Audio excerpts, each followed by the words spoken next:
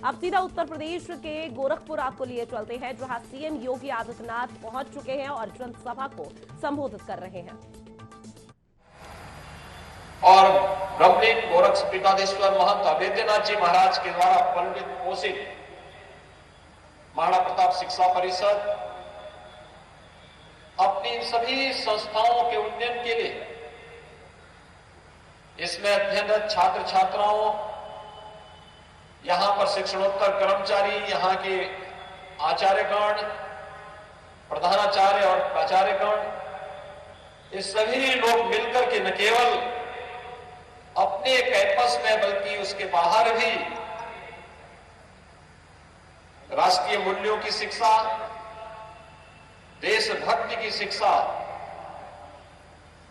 न केवल सैद्धांतिक और व्यावहारिक जीवन में बल्कि एक छात्र के सर्वांगीण विकास में क्या भूमिका होनी चाहिए शिक्षा की, इस भूमिका का निर्वहन करते चले आ रहे हैं।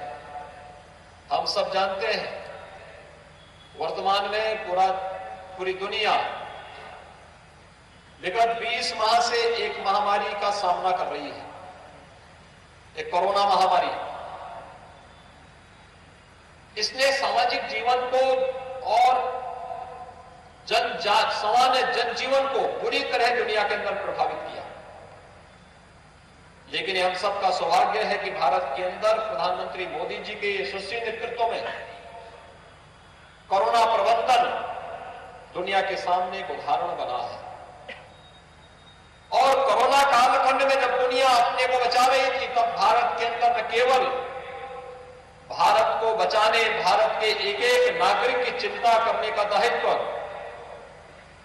प्रधानमंत्री मोदी जी के नेतृत्व में कुशलतापूर्वक उन कार्यों का निर्वहन किया गया, बल्कि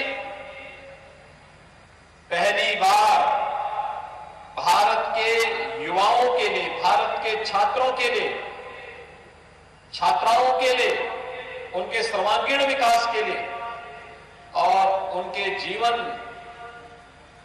की इस महत्वपूर्ण यात्रा के मार्ग में कहीं कोई बाधा ना आने पाए, भारत सरकार ने एक नई राष्ट्रीय शिक्षा नीति को भी लागू किया है। जो राष्ट्रीय शिक्षा नीति अगले वर्ष से लागू होने जा रही है, जिसकी अभी से धमक सुनाई दे रही है। एक नए भारत को कैसे निर्माण में हमारी युवाओं की भूमिका हो सकती है, इस भाव के साथ इस कार्यक्रम को आगे बढ़ाना है।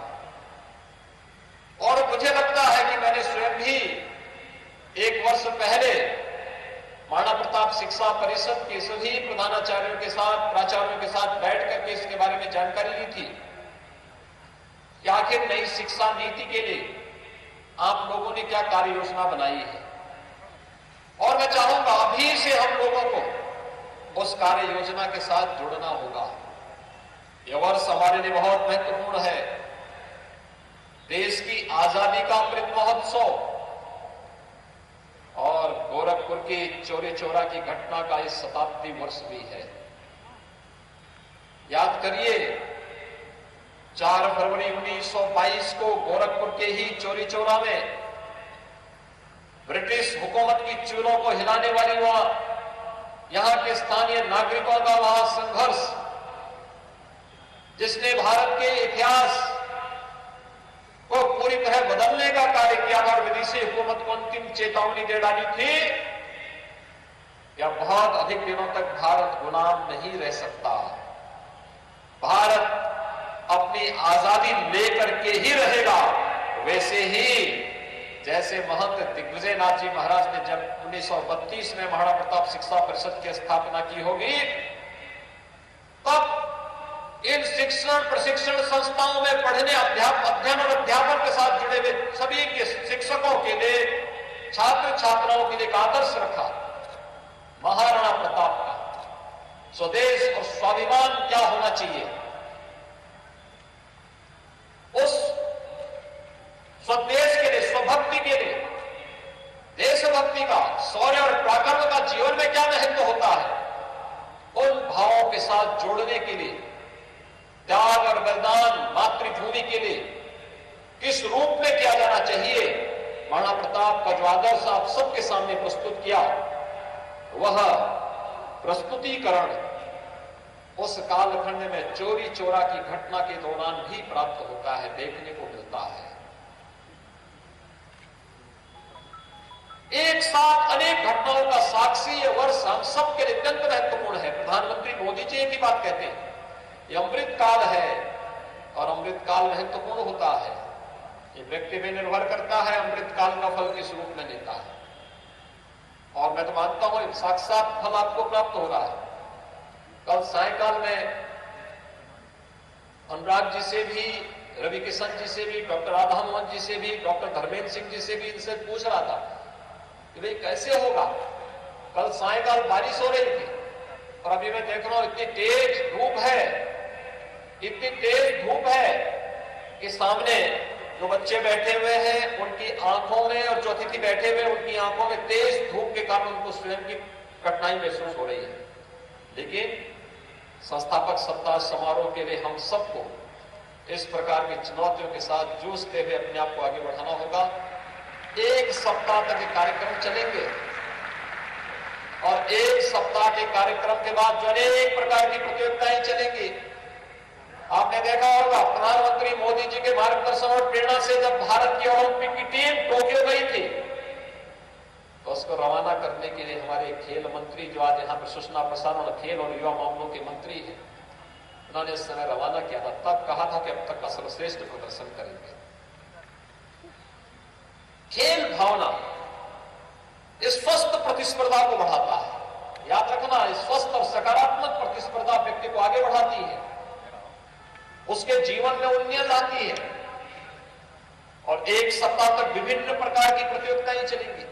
इसमें खेलकूद की भी प्रतियोगिताएं चलेंगी, वाद विवाद की प्रतियोगिताएं चलेंगी, विभिन्न प्रकार के लेखन के कार्यक्रम चलेंगे, अन्य अलग अलग प्रकार की जो प्रतियोगिताएं होंगी उन प्रतियोगिताओं में जो छात्र छात्राएं विजयी होंगी उन सभी छात्र छात्राओं को फिर 10 तारीख के भव्य समारोह में यहां पर सम्मानित किया जाएगा।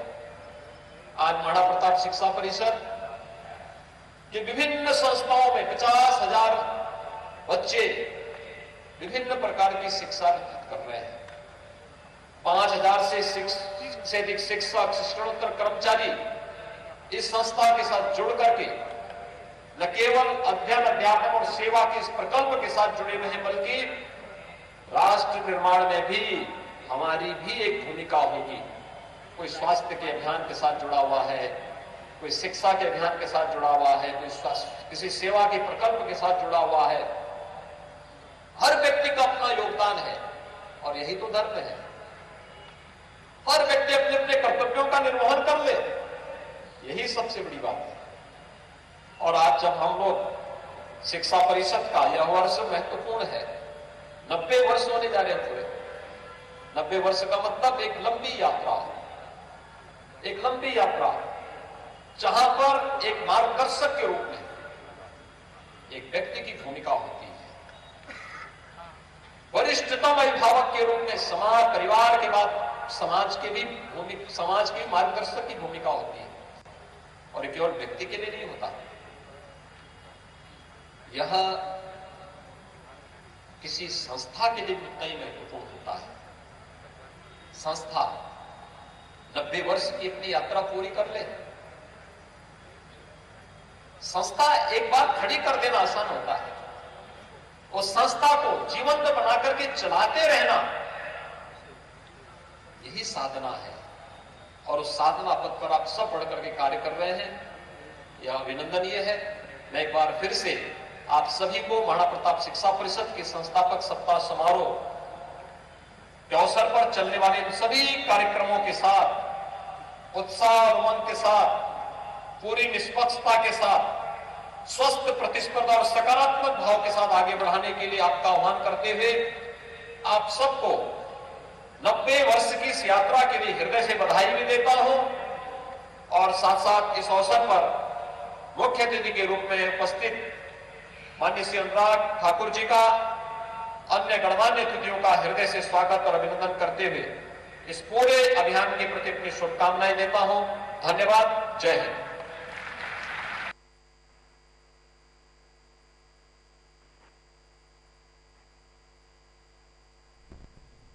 तो सीएम योगी जनसभा को संबोधित कर रहे थे गोरखपुर से, और यहाँ पर सीएम योगी आदित्यनाथ गोरखपुर से लाइव थे, जहां महाराणा प्रताप सप्ताह समारोह चल रहा था, जहां शिक्षा परिषद में ये कार्यक्रम का आयोजन किया गया था। सीएम योगी ने जनसभा को संबोधित किया था और गोरखपुर के संस्थापक सप्ताह समारोह में शिरकत की थी। और जनसभा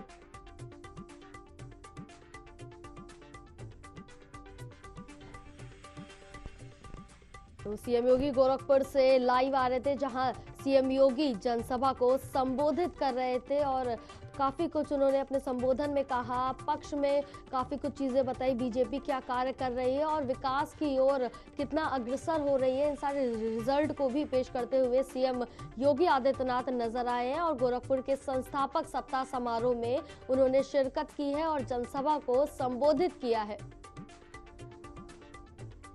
तो इस समय की बड़ी और अहम खबर आपको बता रहे हैं, जहां सीएम योगी आदित्यनाथ गोरखपुर से जनसभा को संबोधित कर रहे थे और यहां के संस्थापक सप्ताह समारोह में सीएम योगी आदित्यनाथ ने शिरकत की थी और जनसभा को संबोधित किया था। यहां पे महाराणा प्रताप का शिक्षा परिषद कार्यक्रम चल रहा था, जहां सीएम योगी आदित्यनाथ शिरकत करने पहुंचे थे। संस्थापक सप्ताह समारोह मनाया जा रहा था, तो इसी के चलते सीएम योगी ने यहां पर जनसभा को संबोधित किया था। इस वक्त की बड़ी और अहम खबर आप तक पहुंचा रहे हैं, जहां महाराणा प्रताप शिक्षा परिषद में कार्यक्रम चल रहा था। इस कार्यक्रम में सीएम योगी आदित्यनाथ ने गोरखपुर से जनसभा को संबोधित किया है। ये संस्थापक सप्ताह समारोह चल रहा था, जिसके चलते ये कार्यक्रम का आयोजन किया गया था।